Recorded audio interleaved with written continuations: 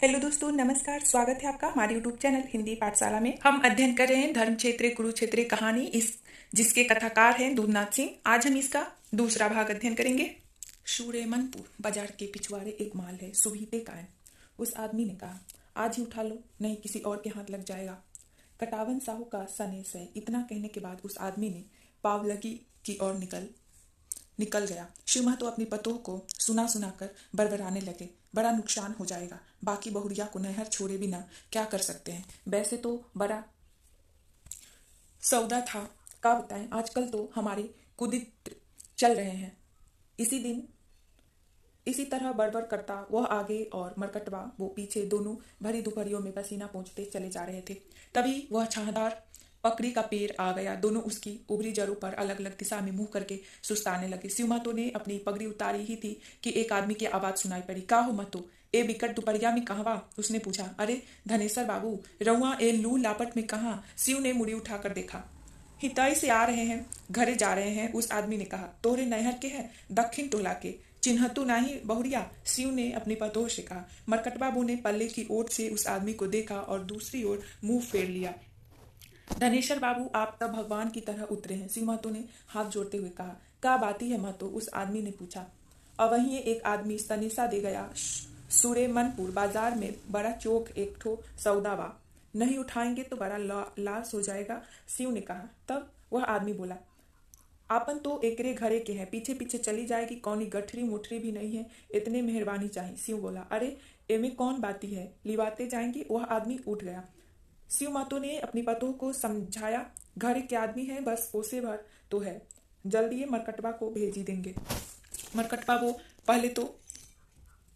पहले तो कनमनाई लेकिन बेबस भी थी। वह रास्ता भी नहीं जानती थी। उसे चारों ओर नजर उठाकर ताका कि कुछ चिन्ह पहचान में आए, लेकिन वहां तो दोपहरिया लहर मार रही थी कि आंख नहीं उठ रही थी।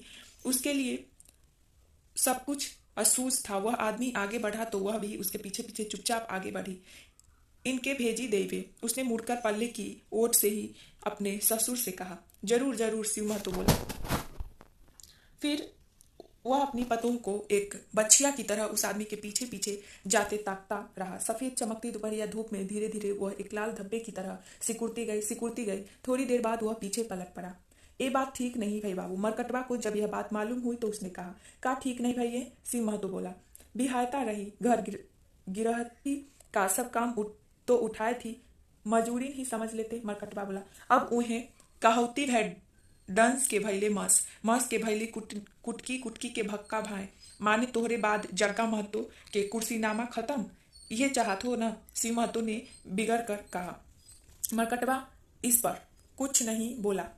ए बेटा, देखते रहो अब की बाछी के कैसे लाते हैं, चुड़ैली अस टहटह उज्जर। शिव महतो अपने लड़के पर थोड़ा पसीजा, लेकिन मरकटवा चुपचाप उल्टे पांव लौट गया। उसने बंसी उठाई, गरही से केंचुए खोदे और नदी की ओर रवाना हो गया। वह दिन भर मुड़की मारे नदी किनारे बैठा हुआ बंसी लगाए रहा। सांझ तक 2 ठो गरैया मिली तो वह बनकट्टे में गया। बनकट्टे में पहुंचते पहुंचते घड़ी भर रात हो गई। वहां उसने खरपतवार बटोर कर मछलियां भूजी और खाता रहा। फिर उसने नकटी दाई के चौड़े पर सिर पटक पटक कर कई बार सिरदा लिया और वहीं सो गया। भोर हुई तो वह बड़ के दोकने पर चढ़ गया और मुंह के सामने हथेलियों का भोपू बनाकर भरपूर आवाज में गलगला कर चिल्लाया, दोहाई नकटी दाई, केके तू ही नियाव करिए होई माई।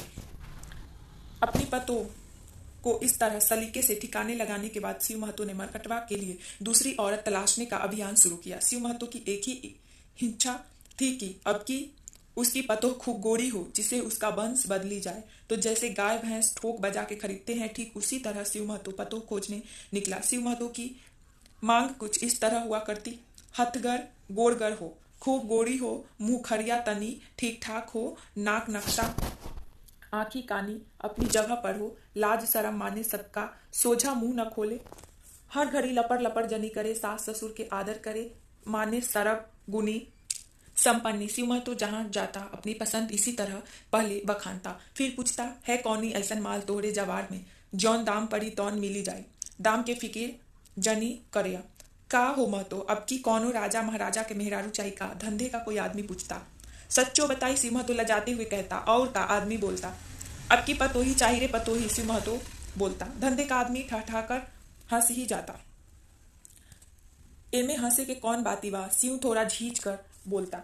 बौरा गए हो महतो, ऐसन तिउत्तमा कहवा मिली, सामने वाला कहता। लेकिन शिव महतो ने आसरा नहीं छोड़ा। इसी सिलसिले में वह चनरमा सिंह के पास पहुंचा। चनरमा सिंह बिहार बॉर्डर से माल सप्लाई करते थे। माझी इस पार उस पार में काम बन जाता था। शिव ने उनसे भी अपनी तिउत्तमा के गुण बखाने।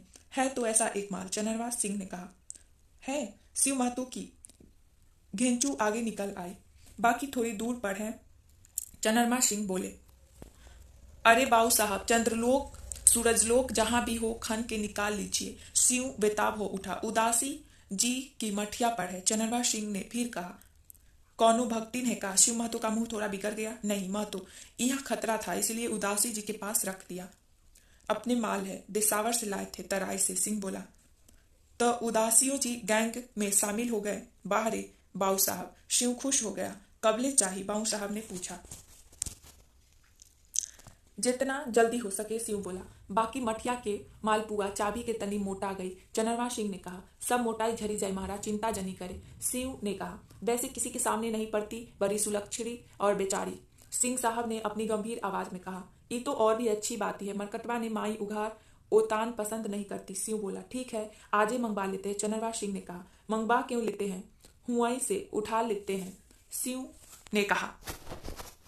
शिव महतो जब अपनी होने वाली पतों को लेकर बस में बैठा तो उसे बड़ा अजब गजब लगा। औरत काफी मोटी ताजी थी, लेकिन उसकी बाहें जो चादर से कभी कभार झलक जाती, काफी दुबली और पीली। औरत बस में दांव ठाव कर बैठी थी, इसलिए कहीं से भी उसे पूरी तरह से देखा नहीं जा सकता था। और फिर शिव महतो इस बार माल नहीं अपनी पतों ले जा रहा था, वह थोड़ा थोड़ा सकुचा भी रहा था। बस से उतरते समय शिव तेज काइया निगाहों से औरतों को लगता रहा। बहू ने जानी थी, अतः उसने औरत को बस स्टेशन रोका और सामने की दुकानों के पीछे से डोली वालों को आवाज दी। फिर उसने पतों को डोली में बैठाया और पीछे पीछे दुल्की लेते हुए चलने लगा। बहुरिया बड़ी भारी है, एक कहार ने ठिठोली की। खाई पी है, सीमा तूने बोला। उन्हें तक कहार ने टेका लगाया।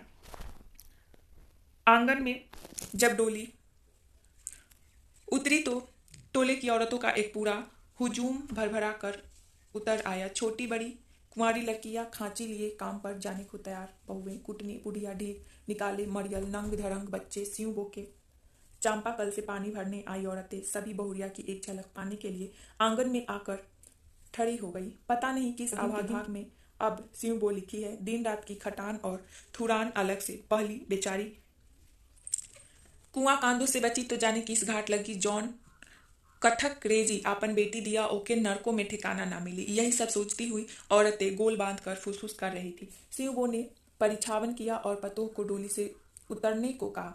अभी 4 दिन बाद गंठ जोड़ा की साइती है, तभी बिरादरी को भोज भात और पंचन का फासिला। कौन बोलेगा शिव महतो के खिलाफ? उतरो बहुरिया, सिंह ने थोड़ा झुंझला कर कहा। लेकिन औरत को उतरने में जैसे तकलीफ हो रही थी, उसने संभाल कर अपने दोनों पैर पहले बाहर निकाले। ए बा, ऐसे डोली से उतरते हैं, भीड़ में से एक औरत बोली। कई औरतें आंचल मुंह में ठूंस कर अपनी हंसी रोकने का प्रयास करने लगी। दुल्हन हाथों को पीछे टिकाकर धीरे धीरे उठ खड़ी हुई।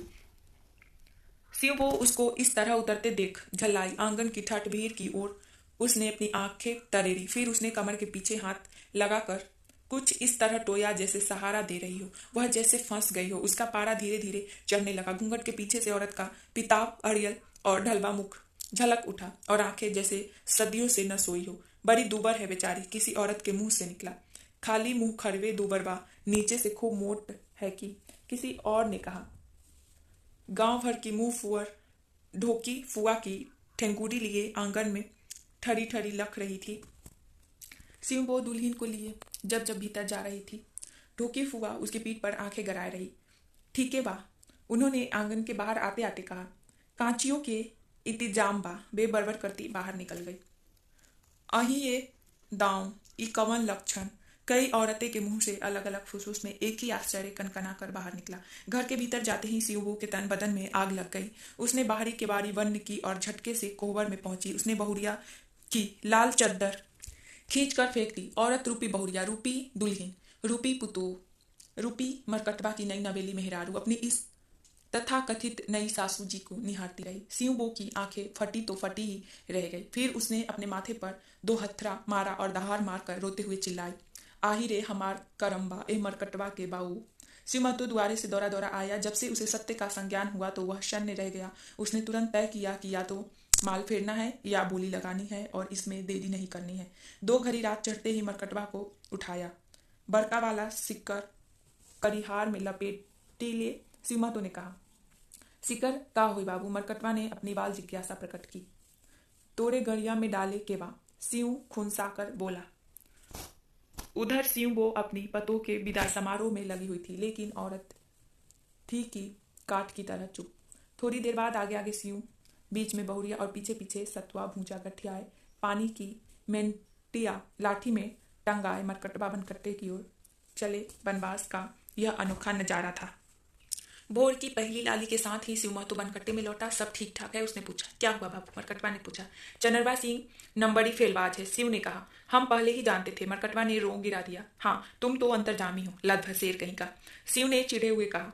रत जगे के कारण मरकटवा को बार बार नींद के झोंके आ रहे थे। शिव ने देखा कि औरत के एक पैर के गोरहरे में सिकर फंसा हुआ है और वह बेसुध सो रही है। अब क्या करोगे बाबू? मरकटवा बोला। हम अभी जाते हैं, 8-10 कोरबाजों को सनिस दे आते हैं, पसंद तो आ ही जाएगी, रात में ही आएंगे। किरण फूटते ही तुम इसको लेकर उधर पुरन की अहरिया में लुका जाना, कहीं कोई सुबुग ना हो, देखना। चना चबेना कर लेना, अनहरिया में लुका जाना, चना चबेना कर लेना, इसे भी दे देना, न खाए तो जोर जबरदस्ती, माल मुरझाना नहीं चाहिए। शिव महतो ने सोई हुई औरत को देखते हुए कहा। हमें तो वहां ही आ रही है, मरकटवा ने छोटे बालक की तरह कहा। खबरदार जो सोए तो, शिव ने डांटा। सोने के लिए जिनकी पड़ी है। फिर वह मुड़ा और कछाड़ में उतर गया। मरकटवा उसकी पीठे जैसी चौड़ी चकली पीठ को ताकता रहा। कछाड़ में हिंगुआ के हरे हरे कांटे थे। शिव महतो उनसे बच बच के चल रहा था। चनरवा सिंह की बात उसके करेजे में अग्निबाण की तरह गरी हुई थी, लेकिन वह क्या कर सकता था? ऐसे रोजगार में कोई लिखत पढ़त तो होती नहीं कि इस्तगाशा दाखिल कर दोगे। जवान की बात होती है, अब कोई जवान से फिर जाए तो उसका तो कोई दोख नहीं।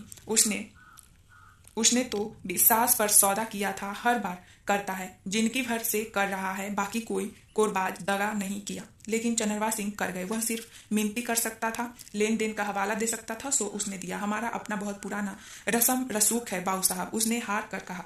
सो तो है और आगे भी रहेगा, बाकी सौदा शुल्क में फेर बदली नहीं, और फेर भी ले तो कहाँ सप्लाई करेंगे हम? इस लायक कहाँ हैं हम? चनरवा सिंह ने कहा। लायक बेलायक तो आप जाने सरकार, आपने भी तो हमें बेलायक ही दिया। मांगा था क्या और धरा दिया क्या? शिव ने दबी जबान से अपनी बात पेश की। अरे तुम्हें तो जमाने ऊपर गुणवंती नार चाहिए थी, तो दिया कि नहीं? चनरवा सिंह ने हरकाया। पतो चाहिए थी मालिक, गाभिन गाय नहीं। सिंह ने पैंतरा बदला। पतो चाहिए थी तो संतान के लिए ही ना, एक ही सौदे में तुम्हें तो दूना माल मिला महतो। सिंह साहब हंसे। संतान आपन बूंद से चाहिए न मालिक। शिव ने समझाने की कोशिश की। आपन बूंद? चनरवा सिंह ने तेवर बदले। अब ई तो जग जाहिर करने वाली बात है न सरकार, ऋषि मुनि कही गए हैं। शिव ने शांत भाव से कहा। आपन बूंद क्या होता है वे? चनरवा सिंह ने खटिया से उठे गए। मालिक हंसी काहे कर रहे हैं? शिव ने सोचा मामला कहीं बिगड़ न जाए। तू लोग आपन बूंद से पैदा हुए हो, चनरवा सिंह ने उसी तेवर में कहा। बस बस मालिक, ई सब सुने खातिर हम नहीं आए हियां। शिव उठकर खड़ा हो गया। तो चले जाओ, चनरवा सिंह ने कहा। जाते हैं शिव बोला। कि तोहरा विदाई करे? सिंह ने फिर कहा। बाकी ठीक नहीं। शिव बोला। क्या बोला? बाऊ साहब तन गए, धंधे में बदकारी निमाफ है बाऊ साहब। सिंह उठा और चला आया। उसने नहीं सुना कि चनरवा सिंह पीछे का भड़क रहे हैं। कौने कुघड़ी में इस सौदा किए बलेसर नाथ। वह चलते चलते भुनभुनाया। हे उठो। मरकटवा ने औरत के पैर में बंधे हुए शिकर को थोड़ा झटक दिया। औरत उठ कर बैठ गई और मुचुर मुचुर इधर उधर देखने लगी। उसे पिछली रात का ध्यान आया। बदन में जगह जगह दर्द हो रहा था। बच्चा पेट में कुलांचे भर रहा था। औरत ने पेट पर हाथ रखा। उसे लगा कभी उसका सिर है, कभी बंधी हुई मुट्ठियां, कभी नन्हे नन्हे पैर। वह अपने सनातन खेल में मगन था। उसके लिए सवेरा हो रहा था, दिन उग रहा था। वह माँ की राक्षसी यातना से बेखबर था। औरत बार बार उसके खेल और अपनी हथेलियों उस ओर सरकाती जहां जहां वह अवतरित हो रहा था। दर्द और टूटन से उसका चेहरा जर्द पड़ गया था और सुबह की पहली धूप में यूं लगता था जैसे सरसों के फूलों को पीसकर उसके चेहरे पर लेप दिया गया हो। फिर भी वह मुस्कुरा रही थी। उसके पीछे वह सिर्फ उसका बच्चा था, उसके हार मांस खून पसीने, उसके दुख दर्द हिकारत अपमान से बना हुआ पला पुसा, और वह जिंदा था और खेल रहा था। कभी कभी उसे लगता है कि वह लगातार सोई हुई है और यह सब कुछ सपने में चल रहा है। 2-2.5 बरिस हो गए और उसकी नींद खुलने का नाम ही नहीं लेती। उसे लगता है कि जब वह नींद से अंगड़ाई लेती हुई उठेगी तो माँ के बिछौने पर होगी। वह जोर से चीखेगी तो माँ दौड़ी हुई आएगी। माँ को देखते ही उसे लगेगा कि वह सपना देख रही थी। धीरे धीरे उसका डर दूर हो जाएगा। माँ बार बार पूछेगी कि वह इतने जोर से चिल्लाई क्यों, लेकिन वह कुछ नहीं बताएगी। इतने डरावने सपने को बताने में भी डर लगेगा, लेकिन यह कभी न खुलेगी।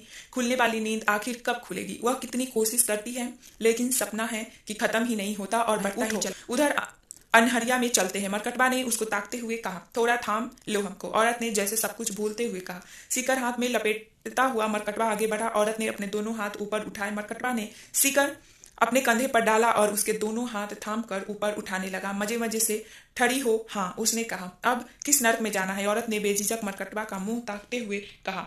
उधर अंदर अनहरिया में। बताया तो, मरकटबा बोला। अनहरिया क्या? औरत ने पूछा। उधर भूतहवा नारे में जो जंगल है ना, वहां दिन में ही अनहार रहता है, उसी को अनहरिया बोलते हैं। मरकटबा ने समझाने के लहजे में कहा। उधर क्यों? दिन में यहाँ कोई आ जाए तो? मरकटबा आगे आगे चलने लगा। घनी झाड़ियों के बीच से रास्ता बनाते हुए वे उस सूखे नाले में हेठियाने लगे। भीतर और गहरा सन्नाटा था। वहां बनकटे के फूल की तीखी महक थी, जिनके इर्द गिर्द छोटी पीली तितलियां उड़ रही थी। काफी नीचे उतर कर वे एक जगह रुके। जहां रुके वहां आछी का एक छोटा सा लेकिन सघन पेड़ था। वहां ढेर सारी भूरी ठंडी मीठी दिखाई दी। उसी के बगल में एक भकंदर बिल दिखाई पड़ा। शाही का बिल है। मरकटवा ने इधर उधर बिखरे शाही के कांटे उठाए और उन्हें परखता रहा। जानती हो, उसने औरत को शाही के कांटे दिखाते हुए कहा, जिस घर की दीवार में शाही का कांटा खोज तो वह महाभारत मच जाता है। महाभारत तो मचा ही हुआ है। औरत भुनभुनाए। क्या बक रही है? मरकटवा ने पलट कर देखा। उसने कांटे बीन कर दूसरी ओर फेंक दी। भुरभुरी मिट्टी को पैर से फैलाकर बराबर किया और बैठकर खैनी मलने लगा। ये तो जैसे तोशक बिछा है, उसने भुरभुरी मिट्टी पर बैठने का मजा लेते हुए कहा। एकदम जानवर हो तुम लोग, औरत बोली। खैनी मलते हुए उसने कनखियों से औरत को देखा जो अभी तक खड़ी थी। डरो मत, शाही अपना वासा छोड़ गई है, उसने कहा। औरत ने आंची के तन का सहारा लिया और धीरे धीरे बैठने लगी। जब पूरी तरह बैठ गई तो उसके मुंह से अनायास ही निकला, हे धरती माई, ये जगह अच्छी है ना? मरकटवा ने संवाद चालू रखने की गरज से कहा। मुझे ढाढ़ी दोगे क्या? औरत ने अपने पेट पर वहां हाथ रखा जहां बच्चा बार बार हुड़क मारता हुआ प्रकट हो रहा था। पागल हो क्या? बाबू को अपने रुपए की फिक्र है कि नहीं? मरकटवा हंसा। तब काहे को लाए हो? औरत ने पूछा। बाबू कोरबाजों को खबर करने गए हैं, मरकटवा ने निर्विकार भाव से कहा। कोरबाज कौन? औरत सिहर गई। तुम्हारे ऊपर बोली लगाएंगे ना? मरकटवा बोला। हमें फिर बेचोगे? औरत ने सवाल किया। अब क्या फर्क पड़ता है? जैसे एक घन वैसे 100 घन, लेकिन तुम बकबक बंद करो तो, मरकटवा ने आवाज थोड़ी ऊंची करते हुए कहा। और सुनो, हमको उहाई आ रही है, जरा टानक लेता हूँ। बाबू की खुरखुर लगे तो आवाज लगा देना, नहीं बिगड़ेंगे। मरकटवा ने सिकर को अपने पैरों से लपेटते हुए कहा। वह तुरंत ही पसर गया और कुछ ही पलों में खुराटे लेने लगा। क्या सुखनिंदिया है? औरत ने उसे देखते हुए सोचा। अब तो वह मनाने लगी है कि यह सपना ही है, क्योंकि सपना नहीं होगा तो जिएगी कैसे। लेकिन तभी एकाएक उसे अपने चचिया ससुर का राक्षसी चेहरा याद आया। फिर उसे लगातार उकाई आ रही है। उकाई बंद ही नहीं होती। चचिया ससुर उसे उसके बाप के घर छोड़ आता है, लेकिन बाप दूसरे ही दिन फिर उसे उसी गांव के पिछवाड़े छोड़ आते हैं। वह बहुत रोती कलपती है, लेकिन कुछ नहीं होता। बाप कहते हैं, जेकर पाप वहीं संभारे। हमारे लिए तुम मर गई, चाहे कुआं में पड़ो, उफड़ी पड़ो। वह बहुत सोचती है कि कहीं कुआं इनार फान ही जाए, लेकिन उसे डर लगता है। तब रात के अंधेरे में लुकते छिपते वह फिर अपनी ससुराल का ही वही दरवाजा खटखटाती है। दरवाजा वही राक्षस खोलता है और गुस्सा होने की जगह मुस्की मारता है और उसकी बाह पकड़कर दरवाजे के अंदर कर लेता है। वह इधर उधर देखती है। वन में खाली साए साए हैं और एक आदमी की चिंघाड़ती हुई नाक। उसे लगता है उसे फिर उकाई आने लगी। वह बुरी तरह से अफनाने लगती है। क्या वह शिकर खोल दे और चुपके से भाग निकले? वह इधर उधर देखती है, लेकिन वह कितनी दूर जा सकेगी? और पकड़ी जाएगी और पकड़ी जाएगी। वह हताश हो जाती है। न जाने कब से अपनी दुनिया में लौटने का समय आएगा भी कि नहीं। क्या वह इस बच्चे को जन्म देने में ही चल बसेगी। वह अपने पेट को छू छू कर देखती है। वह बार बार अपने चारों ओर देखती है। चढ़ती दोपहर का चटक नीला आसमान, हवा के झोंकों में आछी के पत्ते की सरसराहट, बनकट और प्लास और एक बन की झाड़ियां का हवा के सराटे में बार बार झुकना और एक अजीब सी आवाज, सर सर सर सर। एक दिन का अंधियारा और बगल में शाही का खोखल, दूर नीचे नदी का कछार और उस पार कहीं चालू पंप सेट की पुक पुक की आवाज, और यह छुट्टे भैंसे की तरह मोटाया आदमी जो उसके गोरहरे में फंसाए सीकर को अपनी गुत्थी में लपेट कर सो रहा है और खर्राटे ले रहा है। यह सपना ही है, जरूर है। सपने में ही यह बच्चा है जो बार बार उसके पेट पर ऊंची नीची जगह बनाता हुआ उगता है और फिर कभी इतना चुप हो जाता है कि उसके सन्नाटे खींचने से ही उसे डर लगने लगता है। उसे दर्द होने लगता है। वह उठकर घूम फिर भी नहीं सकती। फिर वह पस्त पड़ जाती है और इस छल के प्रकट होते ही कि नहीं, जो उसकी आंखों के सामने है पिछले बरसों जो कुछ हुआ वह सपना नहीं है, तब उसकी आंखें फटी की फटी रह जाती है। उसके सपने में एक अच्छी जगह भी थी जब वह भगत जी के पास थी। कितने दिन आधे अघन बीते वह पहुंची थी, और अब फागुन चैत। तब उस अंधेरी रात में उसके चचिया ससुर ने उसका सौदा चनरबा सिंह से किया था। वहीं मठिया के पिछवाड़े अंधेरे में खराऊ पहने चुरबत्ती लिए मठिया के महंत उदासी जी आए। उन्होंने चुरबत्ती जलाकर सभी को देखा, उसके चचिया ससुर को, चनरबा सिंह, और फिर उसे जो डर के मारे कंठ में रुलाई रोके खड़ी थी। यह आदमी तो धंधे का नहीं है। उदासी जी ने उसके चचिया ससुर पर लाइट फेंकी। औरत का ससुर है महंत जी, चनरबा सिंह बोला। कोई खतरा तो नहीं करेगा? उदासी जी ने कड़कदार आवाज में पूछा। नहीं महाराज, निशा खाती रहें, चनरबा सिंह का जवाब था। तो इसको दाम दे दो। महंत जी पलट कर मठिया की सीढ़ियां चढ़ने लगे। महाराज, एक ठो औरो अरज है, चनरबा सिंह ने कहा। अब क्या है? उदासी जी पलटे। हमारे घर में लड़का बहू आए हैं हवरा से, चनरबा सिंह बोला। तब अभी इसका कहीं और ठिकाना करना होगा। अच्छा तो ये बात है, बाकी खबर ना हो कि मठिया में माल रखा जाता है, उदासी जी ने कहा। राउर हुकुम है बाबा, इतने बहुत है, चनरबा सिंह ने कहा। नगिनदास, ए नगिनदास, उदासी जी ने अंधेरे में हाँक लगाई। मटिया के पिछवाड़े जिधर गौशाला थी वहीं से एक बूढ़ा खंखर साधु अपनी छड़ी जमीन पर पटकता हुआ प्रकट हुआ। हाँ महाराज जी, उसने कहा। उसे कुछ भी दिखाई नहीं पड़ रहा था। एक ठो मया है, इसे अपनी कोठरी में ले जाओ, उदासी जी ने कहा। नागिनदास के गले में थूक सटक गया। यह कैसा अनखट। उन्होंने अपनी झुकी कमर को थोड़ा सीधा करने की कोशिश की, लेकिन एक तो अंधेरा, दूसरे आंखों में मोतियाबिंद, कुछ भी दिखाई नहीं पड़ा। बाकी उदासी जी कह रहे हैं तो वहां मया होगी जरूर। सो नगिनदास कहा, बाबा हम तो कब के सधुआ गए, अब हमके कंचन कामिनी से का मतलब? का भगत, उदासी जी झुंझलाए, लेकिन ऊपर से हंसते हुए बोले, गाय गोरू नहीं रखते हो, समझी लो, एक ठो खूंटा और बढ़ी गई। आस्तिकता है, 2-4 दिन की बात है, फिर कहीं और टकसा देंगे। महंत जी ने नगिनदास